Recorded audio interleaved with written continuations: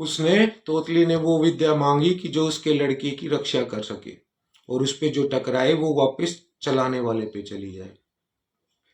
वही हुआ। उसने जब वो विद्या छोड़ी तो वो उसके लड़के पे टकराने की बजाय वापस उसी पे जाके टकरा गई। मैं बोल रहा हूं ये बच्चों का खेल नहीं है, समझदारों का खेल है।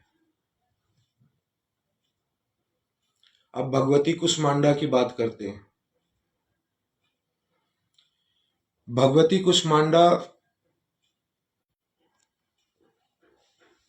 भगवती कुष्मांडा का अर्थ होता है कौसमिक अंडा। कुष्म मतलब जो सदा रहे, अक्षय उसका अंडा कुष्मांडा।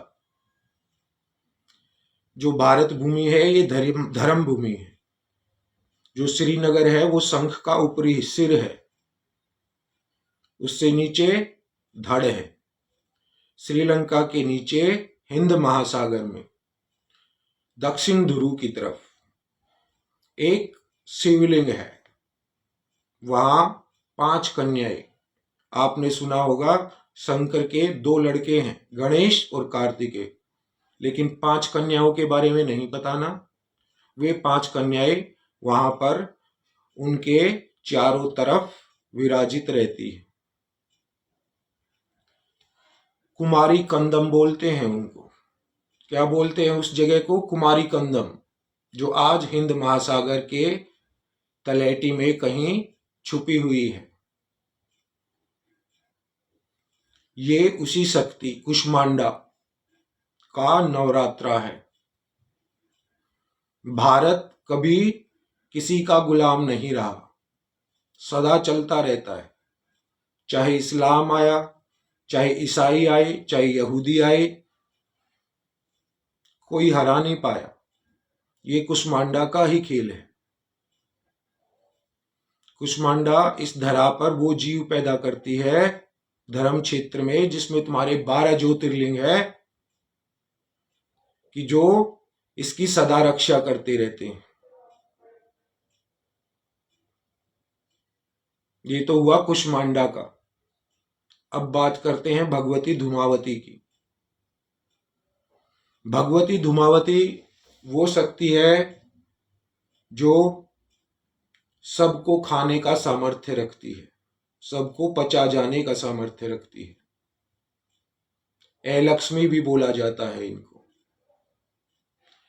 इनको धारण करने की शक्ति किसी में नहीं है, एक वीरभद्र के अलावा। वीरभद्र जब शंकर जटाएं फाड़ के फेंकता है, जो वीरभद्र पैदा होता है, उसके साथ जो काली होती है वो धूमावती होती है।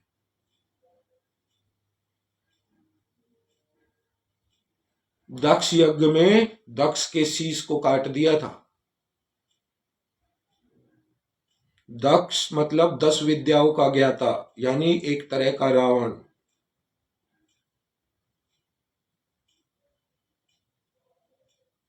ये तंत्र में बहुत शक्तिशाली हैं, कोई तंत्र नहीं चलता इनके सामने। जो भगवती धूमावती के भक्त होते हैं उन्हें शमशान में जाके पूजा करने की जरूरत नहीं होती, वे जहां पूजा करते हैं वहीं शमशान आ जाता है। भगवती धूमावती के भक्त साक्षात मणिकर्णिका घाट पर हवन करते हैं काशी में।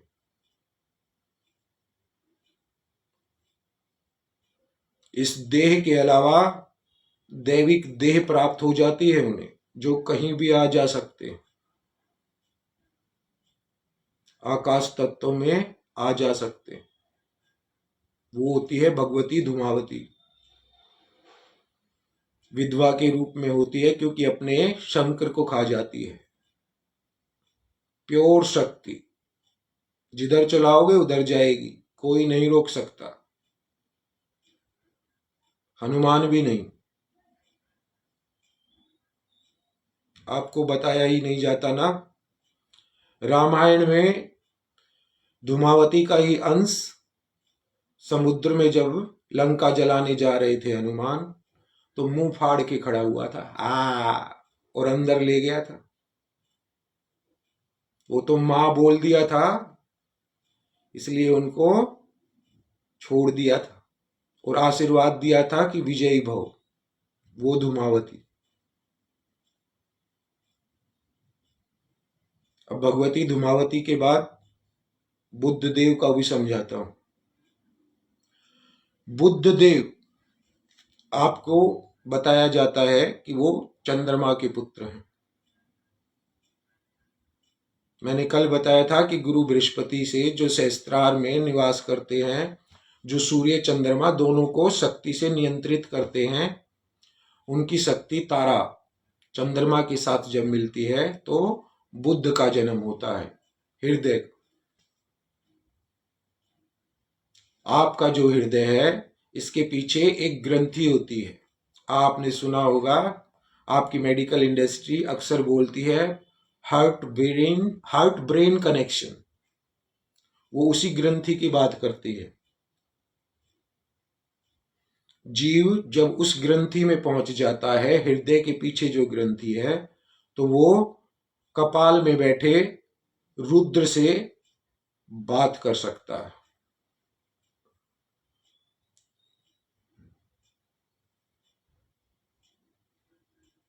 यानी वो जीव क्या बन जाता है?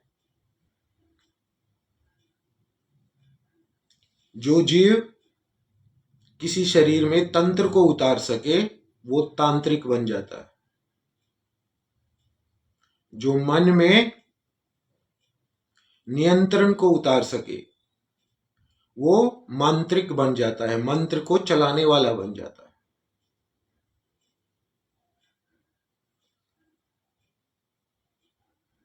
जो यम को समझ ले, वो यांत्रिक बन जाता है।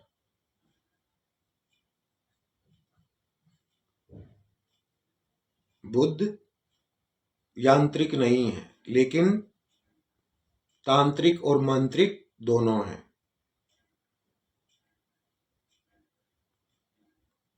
यंत्र की विद्या रुद्र से प्राप्त करते हैं, अपने गुरु से।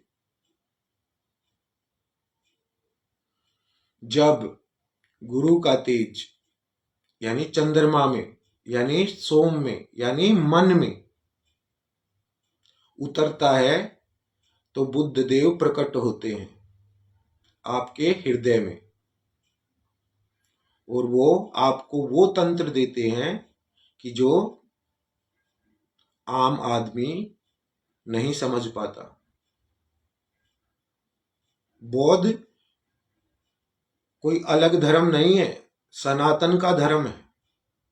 यहां एक बात और बता जाता हूं बौद्ध के बारे में।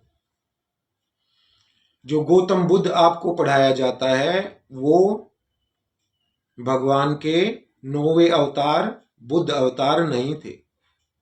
क्यों नहीं थे? क्योंकि उनसे लगभग 2000 साल पहले बुद्ध का अवतार हो चुका था। इतिहास से वो मिटा दिया गया। तो गौतम बुद्ध कौन थे? गौतम बुद्ध एक मोहनदास करमचंद गांधी जैसा मिशनरी था, जिसने महाराजा अशोक की तलवारें नीचे गिरवानी थी। अहिंसा का पाठ पढ़ाकर उसने वही किया।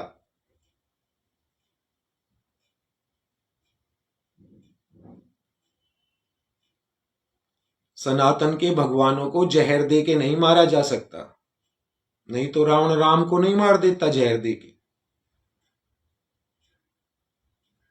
गौतम बुद्ध को जहर दे के मारा था। भगवान होता तो जहर पचा जाता।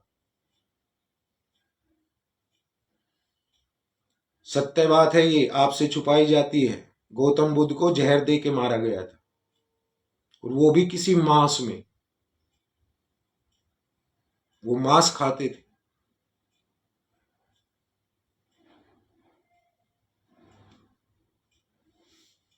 बौद्ध धर्म एक सनातन को खत्म करने के लिए नया धर्म बनाया था। सनातन के टुकड़े हो सके, वो करने में सक्षम हो गए थे। इधर चाइना, जापान सब बट गया था। अब सुनिए, आज 2500 साल पहले लगभग गौतम बुद्ध को जो प्रचार करके बौद्ध बताया गया, वो बौद्ध नहीं था। उसके जन्म से लगभग 2000 साल पहले ओरिजिनल बुद्ध पैदा हुआ था। वो इतना शक्तिशाली था कि 9 की 9 शक्तियां, जिन्हें दुर्गा बोलते हैं, वो अपने साथ रखता था। उसके 9 शिष्य ऐसे थे जो 9 दुर्गा की विद्याओं को धारण किए हुए थे। वे पहाड़ को काट के गौतम बुद्ध की इमेज बना देते थे। ये जो बड़ी बड़ी मूर्तियां सैकड़ों मीटर की बौद्ध की हैं, पहाड़ों को काट कर, पत्थर को बनाई हुई काट कर, ये गौतम बुद्ध की नहीं है। जो अपने शरीर की रक्षा नहीं कर सकता जहर से, वो इतने बड़े कार्य नहीं कर सकता, वो भगवान नहीं हो सकता। सनातन बहुत ही विचित्र है। जिसे तुम रजनीश बोलते हो ना, ओशो, जहर पचाना तो उसको भी आता था। जिसे आप अमेरिका बोलते हो, उसने लगभग 18 बार जहर दिया था रजनीश को मारने के लिए, ओशो को। हर बार पचा जाता था, 40 दिन के लिए गायब हो जाता था, वापस आता था, शरीर नीला और काला मिलता था, जैसे जहर पचाया हुआ।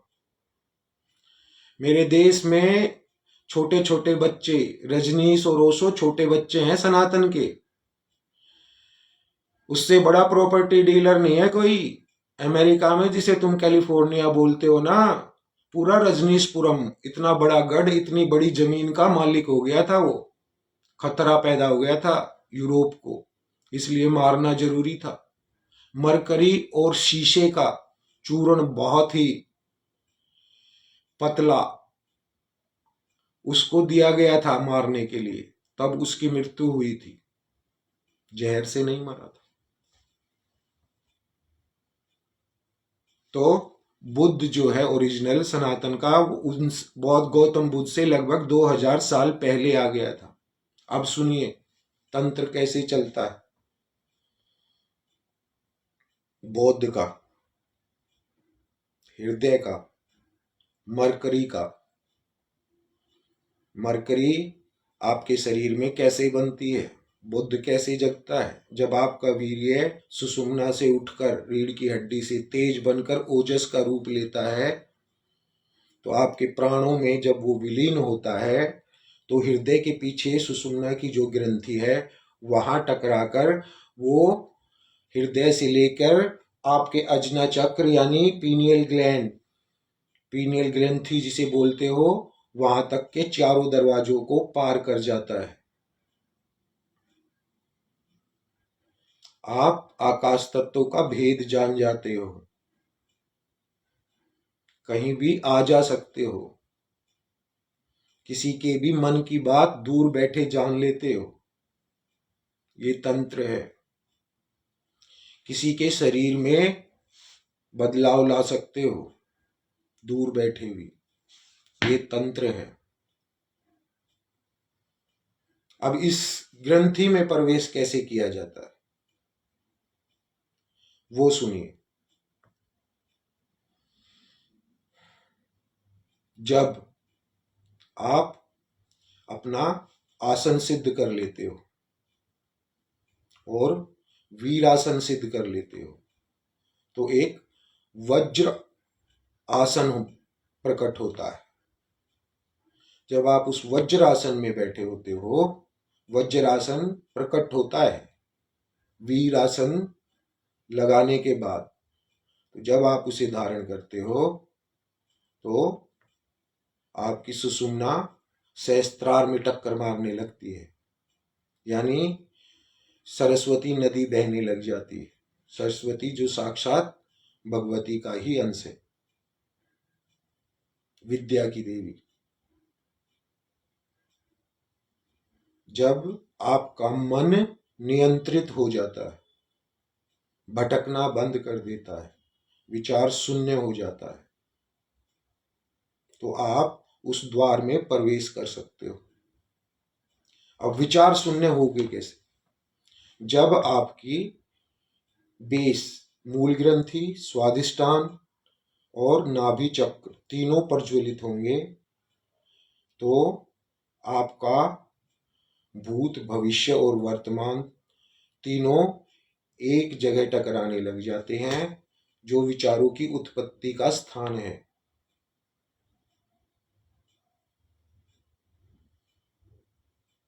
जब आप अपने विचारों की उत्पत्ति के स्थान पर पहुंच जाते हो तो आपको पता चलता है कि इस दुनिया में आप अपने सबसे बड़े दुश्मन थे। आपके अंदर जो शक्ति भगवती की प्रवाह हो रही है कपाल से, उसको आप ही विनाश कर रहे थे, दूसरों की निंदा करके, दूसरों के बारे में बातें करके, दूसरों से द्वेष करके, दूसरों को अपने से अलग मानकर। सत्य यही है, हर जीव में एक ही आत्मा निवास करती है, ये सत्य प्रकट होने लगता है।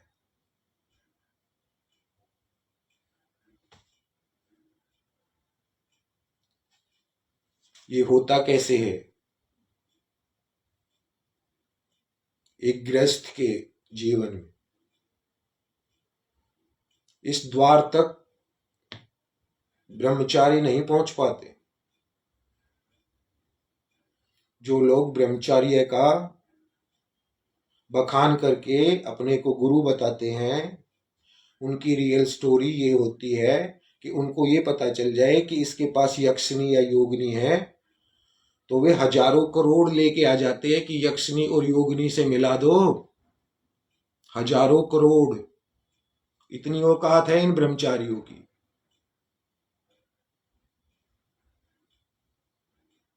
जिन्हें तुम शंकराचार्य बोलते हो ना, ओरिजिनल शंकराचार्य को नमन।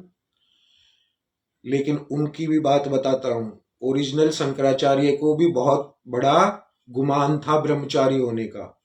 एक गृहस्थ ने ऐसा झापड़ मारा था कि देह छोड़कर किसी मरे हुए राजा की देह में जाकर उसकी पत्नी से ज्ञान लेके आया था।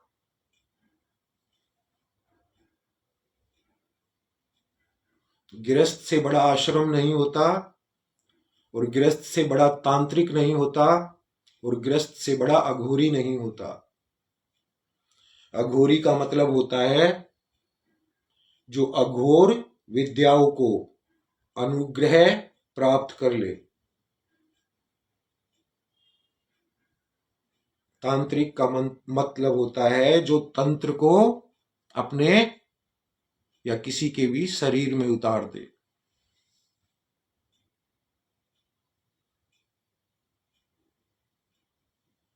अब गृहस्थ के बारे में एक और बात बताता हूं।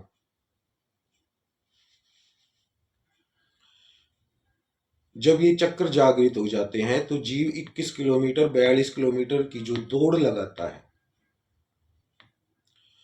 तो उसका शरीर परिपक्व हो जाता है शक्ति को धारण करने के लिए। 21 और 22 किलोमीटर की दौड़ फैट घटाने के लिए नहीं लगाई जाती, शक्ति को शरीर में धारण करने के लिए शरीर को तैयार किया जाता है।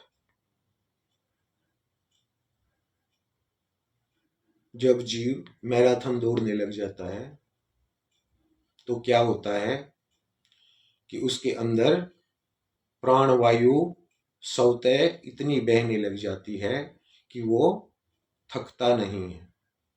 थकता नहीं है तो क्या होगा, एक चक्कर को पार करने में आपको लगभग 30 से 40 मिनट लगते हैं। यानी मूल चक्र को अगर पार करना है तो गृहस्थ को अपनी शक्ति के साथ जब समन्वय होगा, सहवास होगा, एक होंगे, और अगर वो 30 मिनट से ज्यादा, लगभग 30 मिनट रह जाते हैं तो वो मूल ग्रंथि को पार कर जाते हैं, दोनों के दोनों। अगर ये 60, 110, 60 मिनट, 70 मिनट चल जाता है तो स्वादिष्ठान को भी पार कर जाते हैं बगैर स्खलित हुए। और जब ये 110 मिनट के आसपास आ जाता है तो आप हृदय चक्र में पहुंच जाते हो। जब हृदय चक्र में पहुंच जाते हो लगभग 110 मिनट के बाद, तो आप विचार शून्य हो जाते हो। भन, कुछ नहीं होता वहां। विचार नाम तो भूल जाओ। सिर्फ एक ही चीज होती है, काम। इस जगत का आधार है, ललिता का पति है। मन को नियंत्रण में एक शक्ति कर सकती है, वो है कामेश्वर।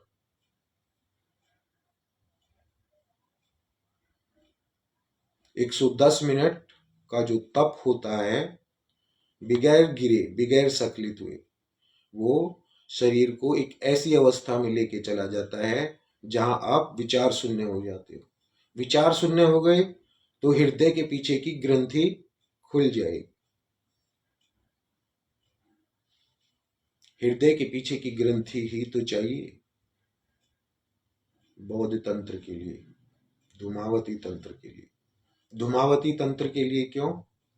क्योंकि जो सबसे बड़ा योग है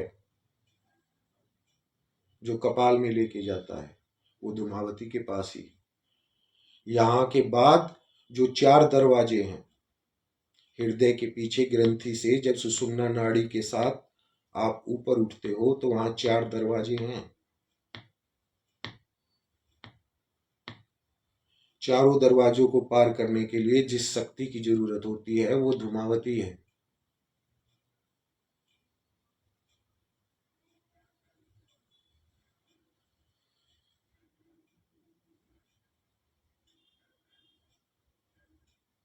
कुष्मांडा एक पूरी शक्ति के मिलन से प्रकट होता है, या ये कह लो कि कुष्मांडा से सारा संसार, सारा ब्रह्मांड पैदा होता है।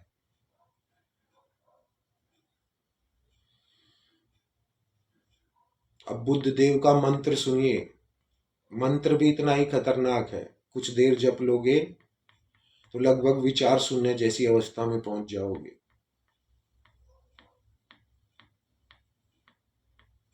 जब आपको लगभग 4 दिन से आपने अन्न और नमक नहीं खाया होता, आप फलाहार होते हो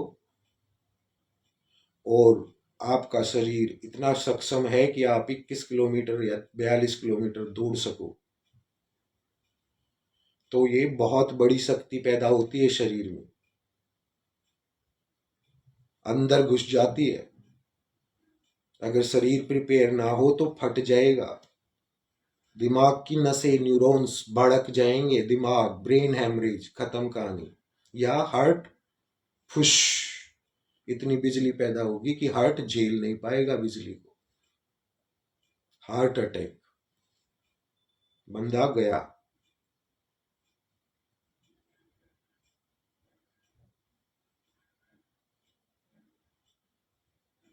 जिसके अंदर ये शक्ति उतरती होगी वो प्ले बॉय हो जाता है, कई कई घंटों का खिलाड़ी हो जाता है।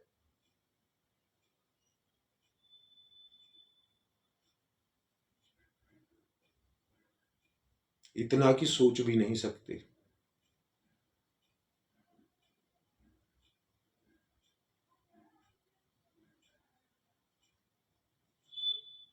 शक्ति अपना परिचय स्वयं देने लग जाती है। शक्ति को सूंघ आती है ऐसे जीवों से, क्योंकि जो घंटों के खिलाड़ी होते हैं उनके शरीर से ओजस बाहर निकलता है तेज के रूप में। नारी शक्ति उसको महसूस कर लेती है, इसलिए नंबर मांगने की जरूरत नहीं पड़ती। लेकिन ये बर्बाद नहीं की जाती। जिस भी नारी से आप एक होगे उसके कर्मों का बोझ आपको उठाना पड़ेगा। उसके पास्ट के जितने भी दर्द, वे सब उठाने पड़ेंगे। शरीर, शारीरिक रूप से भी और मानसिक रूप से भी। आप ड्रेन हो जाओगे, खाली हो जाओगे अपनी शक्ति से। इसलिए साधक मोनोगोमी होते हैं, ओलोगोमी नहीं होते। एक ही शक्ति के साथ रहते हैं और उसी शक्ति के साथ विलय करेंगे जहां अगर जिस साधक के प्राण हृदय में रहते हैं तो उसे मिलन के लिए हृदय में निवास करने वाली शक्ति, यानी जो नारी के प्राण हृदय में रहते हैं वही चाहिए। नहीं तो शक्ति नीचे के चक्रों में रहने वाले प्राणों से अगर मिलन करता है साधक तो उसकी शक्ति गिर जाएगी, फिर उठानी पड़ेगी।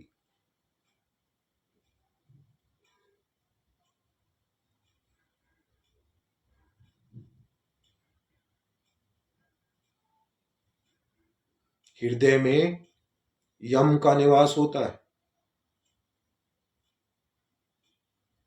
यम के पास से मुक्ति बुद्ध देव दिला देते हैं। बौद्ध तंत्र, बौद्धिक तंत्र, जब भी बौद्धिक तंत्र की बात आए तो ये मत सोचना कि वो किसी और का है, सनातन का है, वो सनातन का ही रहेगा।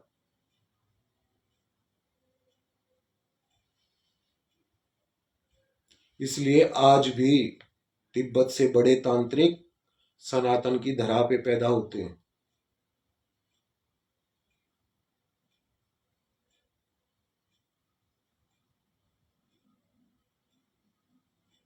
तिब्बत आज एक माया नगरी बन के रह गया है, जैसे बॉम्बे, मुंबई माया नगरी।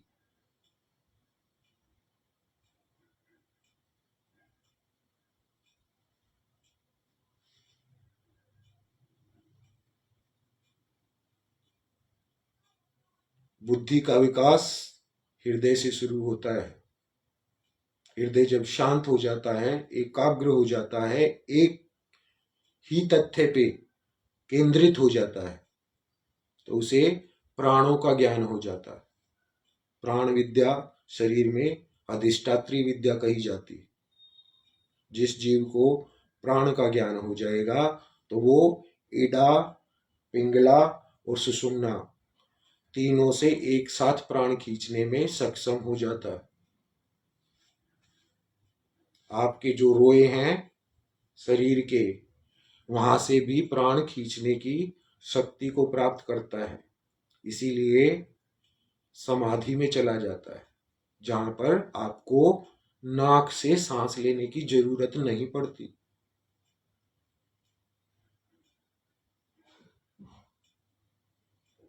जीते जी मृत्यु में जीवन को खोज लेता है। मौत का भय ऐसे खत्म कर देते हैं बुद्ध देव। यम के फांस से ऐसे बचाते हैं। जीते जी जीव को टन समाधि में।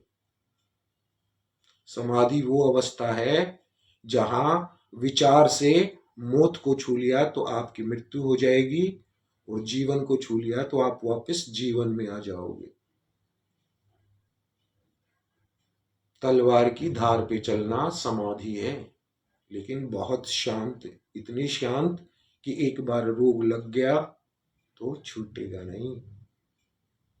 क्यों? निर्वाण तंत्र में लिखा है, निर्वाण की पहली सीढ़ी पे लिखा है, निर्वाण तंत्र देने वाली है। निर्वाण तंत्र की पहली सीढ़ी पे लिखा है, क्या लिखा है कि अगर काम वासना से आपका मन नहीं भरा है, तृप्त नहीं है, तो आप वापस लौट जाओ, वरना आपकी मौत हो जाएगी और आप वापस हृदय से मूल ग्रंथि में गिर जाओगे दूसरे जन्म में। फिर दोबारा तप करना पड़ेगा।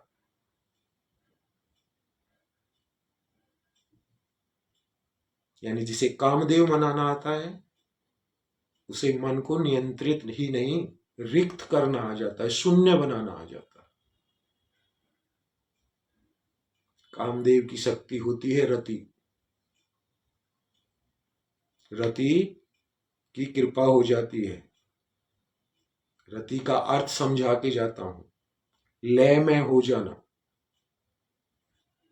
कौन से लय में? वो लय में, वो नाद में जो आपके अंदर स्वतः प्रकट होता है, जो रगड़ने से पैदा नहीं होता, यानी मंत्रों के जाप से पैदा नहीं होता, जो स्वतः पैदा होता है, वो नाद उस नाद तक लेके जाता है।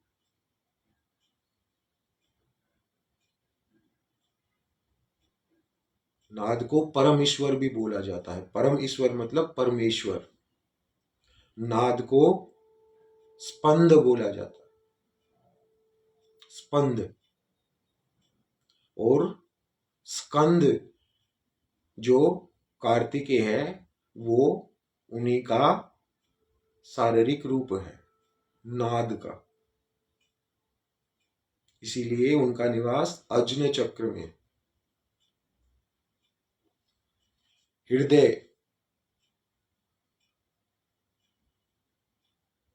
हृदय की जो शक्ति है वो वाराही भी है।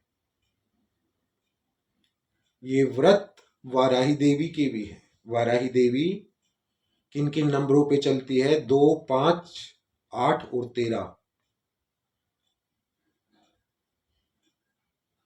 वाराही वो तंत्र है सॉरी, जो शत्रुघ्न, भरत और लक्ष्मण तीनों को बांधने में का सामर्थ्य रखती है। लवकुश के पास वाराही शक्ति थी, शत्रुघ्न को भी हराया, भरत को भी हराया, लक्ष्मण को भी हराया और हनुमान को भी बांध लिया। बोले बैठ जाओ यहां, हिलना मत। राम आए, वो राम को भी हरा देते, इसीलिए सीता भागी वहां से। कि जिसकी भगवान श्री राम, जो देह भगवान श्री राम को, इस धरा वालों को बताने के लिए आई हुई है, वो हारनी नहीं चाहिए। क्योंकि राम किसी से नहीं हारते, न रावण से न किसी से, क्योंकि उन्हें 12 विद्याओं का ज्ञान है, 12 महाविद्याओं का। रावण को 10 महाविद्याओं का ज्ञान है। सीता स्वयं आ गई, युद्ध नहीं होने दी। इसीलिए मैं बोलता हूं कई बार, वो वाल्मीकि ही क्या जिसे वाराही तंत्र ना आता हो।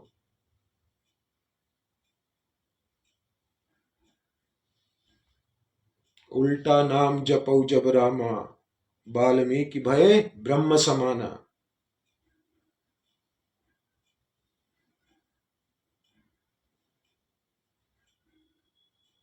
अब आपको कुछ जड़ी बूटियां भी बता के जाता हूं, जिनमें जितनी शक्तियों की मैंने बात की, उन सभी शक्तियों का निवास होता है।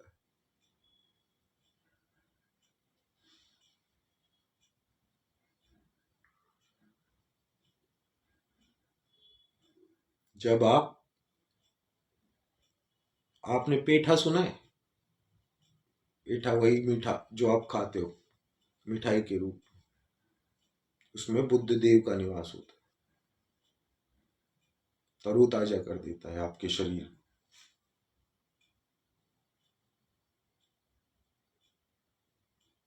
जब आप पीपल के फल, बड़ी चीजें बोलते हैं,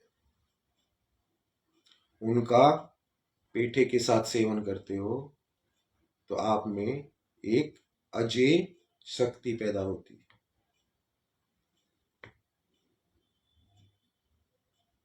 मन कभी हारता नहीं, ये वो मन का प्राण है।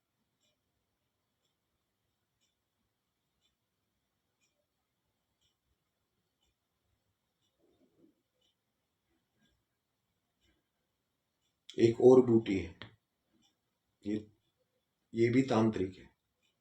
अपामार्ग की जड़।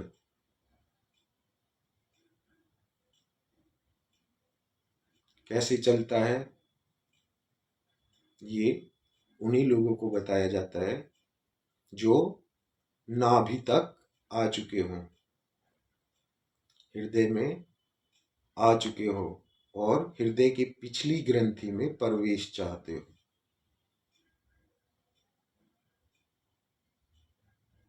हाँ, अपामार बूटी प्ले बॉय बना देती है। ललिता महारानी जो शीश पे निवास करती है, ललिता महारानी के चरण कमल रखते ही जब आपका श्री चक्र जागृत हो जाता है, उस कपाल, उस ललिता के पति कामेश्वर, उनसे मिला दी थी अपामार्ग की बूटी, इतनी बड़ी तांत्रिक। और रास्ते में कहाँ कहाँ मिलाती है? कपाल में निवास कर रहे रुद्र, यानी उनसे कपाली से मिला देती है तो जीव कपाली बन जाता है।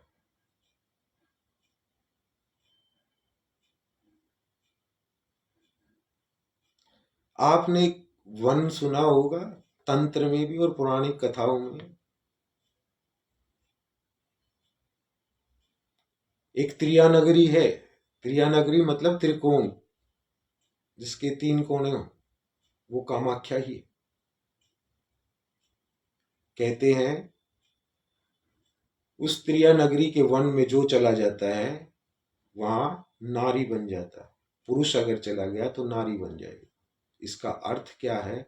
सिर्फ वहां पर शंकर रुद्र एक ऐसा है जो प्रवेश करता है और पुरुष के रूप में ही वापस आ जाता है।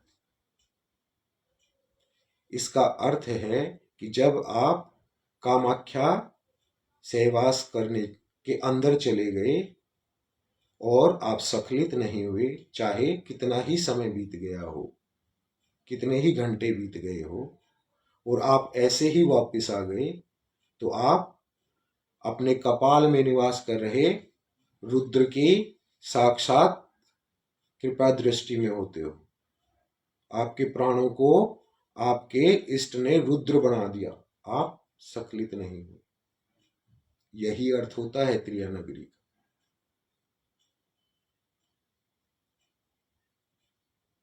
मैं कैसे जानता हूं? आपके यहां पर एक विज्ञान भैरव तंत्र है।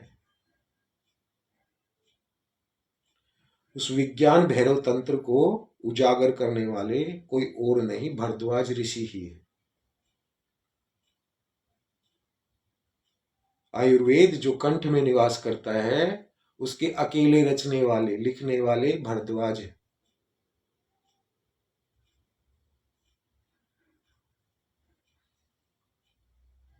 ध्वनिनाद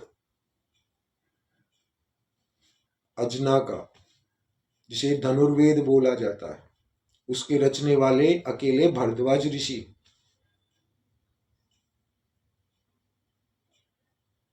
ये वेद है छठा।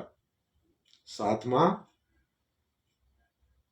बिंदु वेद, जिससे विमान शास्त्र लिखा गया।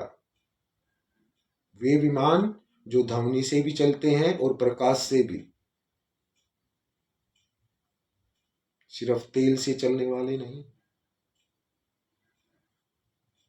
इसका ज्ञान भरद्वाज ऋषि ने अकेले लिखा है। उन्होंने ही विज्ञान भैरव तंत्र को प्रकट किया, जो शिव और पार्वती का संवाद है।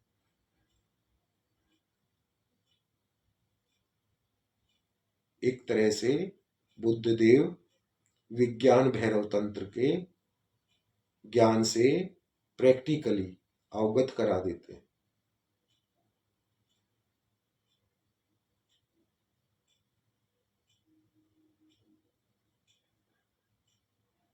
काम सिर्फ बांधने का साधन नहीं है, मुक्ति का साधन भी यही है। इसीलिए लक्ष्मण जो काम का स्वरूप है, शत्रुघ्न अर्थ, भरत धर्म, लक्ष्मण काम और राम मोक्ष। राम के सदा साथ रहता है, मोक्ष के सदा साथ काम रहता है लक्ष्मण। उनके सेवा करने के लिए।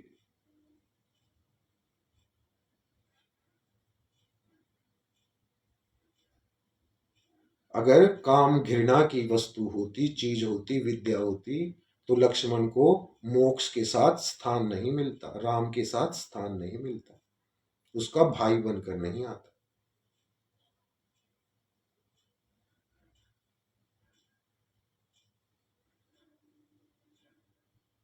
अपामार्ग की बूटी को उबाल कर पी, उस ठंडे थोड़ा निवाया जो बोलते हैं नरम पानी, यानी जो पूरा ठंडा ना हुआ, उसको पीने से आपके शरीर के तंत्र सभी जागृत होने लग जाते हैं।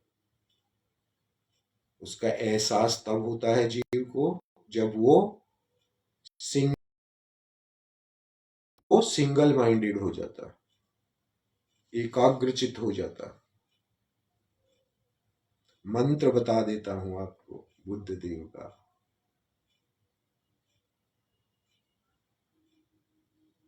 कावड़िया जाते हैं ना कावड़ लेने, झूला कावड़ वाले, क्या बोलते हैं वो? बम बम बम बम बम बम बम बम बम बम बम बम बम बम बम बम बम बम बम। क्या होता है बम बम से? बम बम बोलने से वे सिर्फ चलने की धुन पे आ जाते हैं, चलते रहते हैं, न थकते हैं।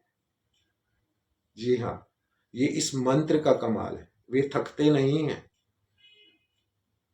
रुद्र बाबा अपने भक्तों को वो मंत्र देते हैं जो उन्हें खुद भी नहीं पता होता कि वो क्या है। बम बम बम बम बम बम बम बम। बम आपको निर्विचार कर देता है, विचारों को, विचारों के उद्गम स्थान पर वार करता है। जो आपने एक चीज धारण कर ली, जैसे कावड़िया ने चलने का धारण कर लिया, वो चलता रहेगा, धुन बन जाएगी, बम बम बम बम बम बम। आप भी बम का उच्चारण करोगे। चौथे दिन, जब 3 दिन नवरात्रि हो गए, अन्न का त्याग हुआ है, नमक नहीं है शरीर में, तो आप लगभग विचार शून्य स्थिति में जाने लग जाते हो।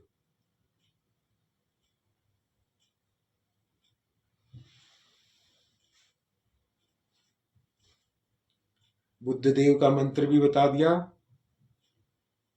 और तंत्र खोल के भी रख दिया। समझो इसको। ये धरा वाले मारने पे उतारू है सनातनियों को।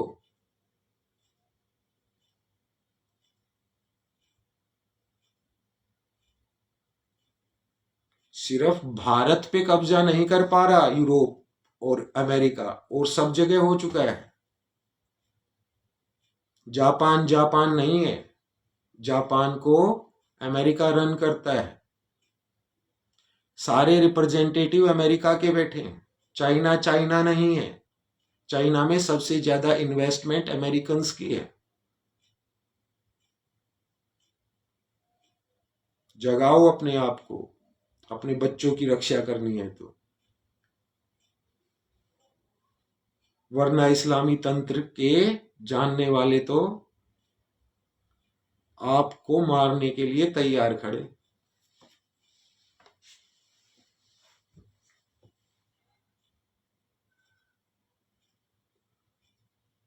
इस वीडियो को शेयर भी करना। अभी तो आज चौथा दिन है, 5 दिन और बाकी है। नहला दूंगा तंत्र में, बस तुम्हारी मां ने दूध पिलाया हो इतना कि तुम उसको धारण कर सको।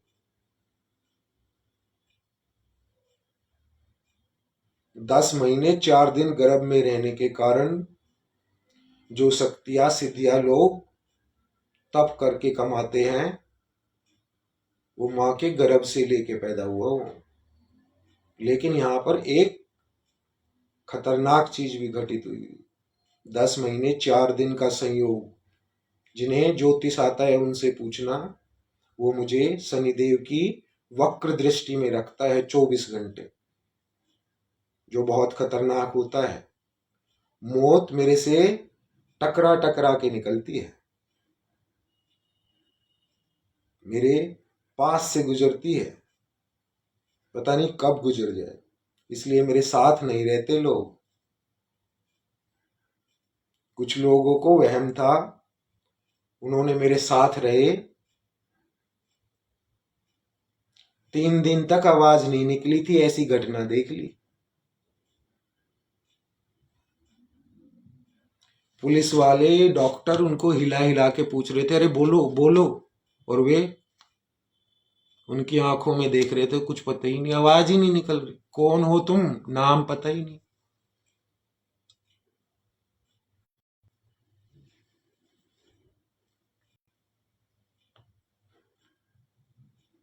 तंत्र की दुनिया है ये। अपने कुल देवता कुल देवी को मनाना पड़ता है ताकि आपका शरीर इस शक्ति को झेल सके। इसीलिए कहा था मैंने, बच्चों का खेल नहीं है। चलो दोस्तों, कल मिलते हैं 5वें नवरात्रि के बाद। श्री राधे।